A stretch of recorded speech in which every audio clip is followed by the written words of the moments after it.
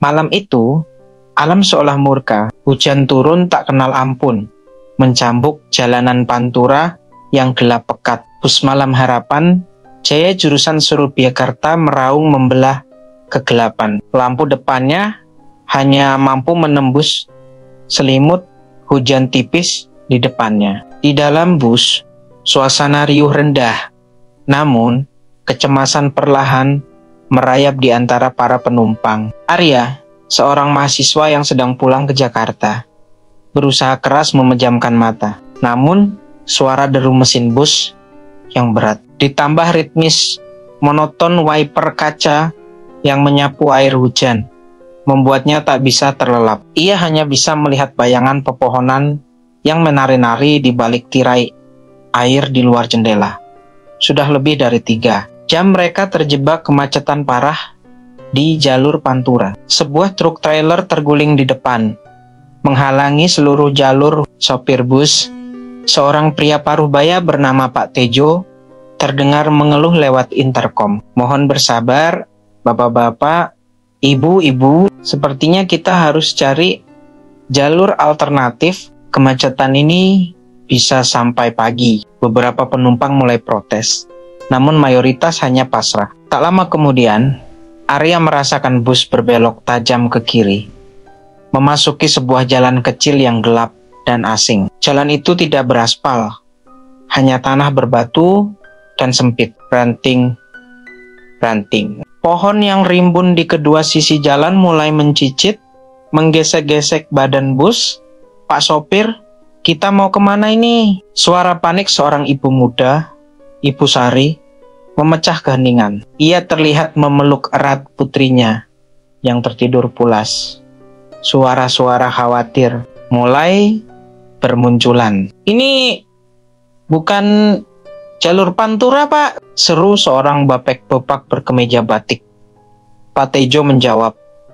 Suaranya terdengar aneh, tercekat, dan sedikit gemetar. Maaf Bapak Ibu, saya juga tidak tahu. Tiba-tiba saja di depan ada pertigaan, dan saya merasa harus belok ke sini. Penjelasan itu sama sekali tidak menenangkan, justru menambah kengerian. Di luar yang tadinya hanya hujan lebat, kini ditambah dengan kabut tebal berwarna putih susu. Kabut itu turun begitu cepat, menyelimuti segala sesuatu di luar, membuat pandangan benar-benar terbatas. Lampu depan bus seolah tak berdaya menembus dinding tebal itu, hanya menciptakan lingkaran cahaya buram di depannya. Bus melaju sangat pelan, terasa oleng di jalan yang tidak rata. Suasana di dalam bus berubah mencekam. Tidak ada yang berani bersuara lagi, hanya bisikan doa yang terdengar dari beberapa sudut. Sekitar 10 menit atau mungkin lebih, entah berapa lama, bus berhenti dengan sentakan keras. Lampu-lampu di dalam bus berkedip-kedip tak menentu, lalu mati total. Kegelapan sempurna menyelimuti mereka. Suara deru hujan masih terdengar samar dari luar, kini bercampur dengan suara gemerisik dedaunan yang diterpa angin. Ada apa ini? Kenapa mati lampunya? Seorang pemuda bernama Rio yang duduk di belakang Arya berbisik penuh ketakutan.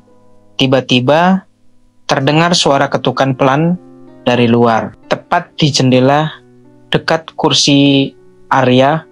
Tok, tok. Suaranya pelan, namun sangat jelas di tengah keheningan yang menyesakkan. Jantung Arya berdegup kencang, seolah ingin melompat keluar dari dadanya. Ia memejamkan mata sesaat, lalu memberanikan diri melirik ke jendela. Di tengah kegelapan yang pekat dan siusi sisa kabut yang menempel di kaca, samar-samar Arya melihat sesosok wajah pucat pasi menempel di jendela. Matanya kosong melotot, hitam, legam tanpa pupil, dan bibirnya sedikit terbuka, seolah ingin mengatakan sesuatu, namun tak bersuara. Rambutnya panjang, hitam, dan tampak basah kuyup, menempel di pipi pucatnya.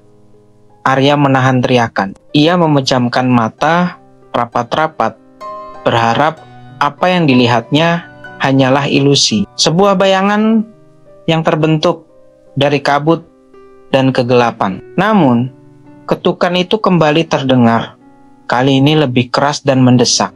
Tok, disusul dengan suara gesekan. Kuku yang panjang dan tajam di kaca, menimbulkan bunyi melengking yang menusuk telinga. Teriakan histeris mulai pecah di dalam bus. Ibu Sari memeluk putrinya arat-arat sambil menangis. Rio dan beberapa penumpang pria lainnya berusaha menyalakan lampu ponsel mereka. Namun, sinyal banner-banner hilang dan lampu ponsel hanya memberikan penerangan redup yang tak berarti. Arya memberanikan diri membuka mata lagi. Sosok di jendela itu masih di sana. Bahkan kini tangannya yang pucat dan kurus terangkat, mengetuk-ngetuk kaca dengan lebih brutal. Ia bisa melihat turit-turit hijau menonjol di tangan itu, dan kukunya yang panjang dan kotor.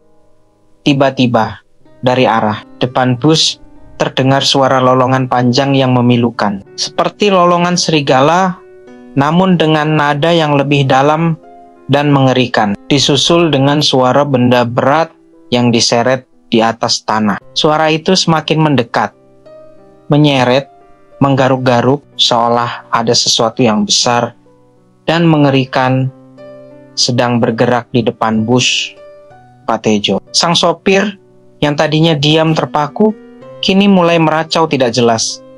Jangan ambil aku hanya lewat, aku tidak sengaja. Suaranya bergetar hebat, penuh ketakutan. Ia terlihat gemetar hebat di balik kemudi. Lampu bus tiba-tiba menyala kembali, namun cahayanya sangat redup dan berkedip tidak karuan. Seolah pasokan listriknya putus-putus. Di luar, kabut tampak sedikit menipis, memperlihatkan pepohonan hutan yang gelap dan sunyi. Lebih menyerupai labirin bayangan. Sosok di jendela tadi sudah menghilang.